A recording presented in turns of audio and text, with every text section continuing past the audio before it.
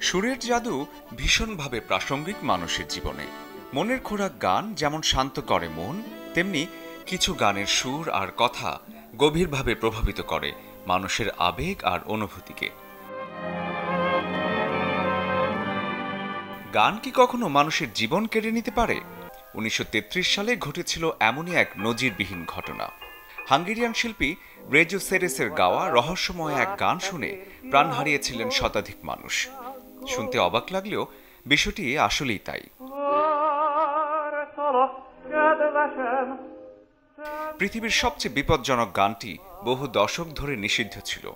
বিশেষ করে ব্রিটেন এবং আমেরিকার মতো দেশে রেডিও এবং পাবলিক তালিকা থেকে সরিয়ে দেওয়া হয়েছিল অনেকটা সময়ের জন্য।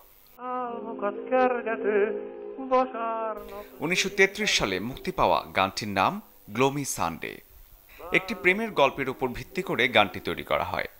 হারিয়ে যাওয়া প্রেমিকার স্মৃতি বুকে আঁকড়ে নিজের জীবন উৎসর্গ করার সিদ্ধান্ত নেন তিনি। এটাই হচ্ছে গানের আসল গল্প। গানটি প্রকাশের কদিনের মধ্যেই হাঙ্গেরিতে আত্মহত্যার ঘটনা বেড়ে যায়।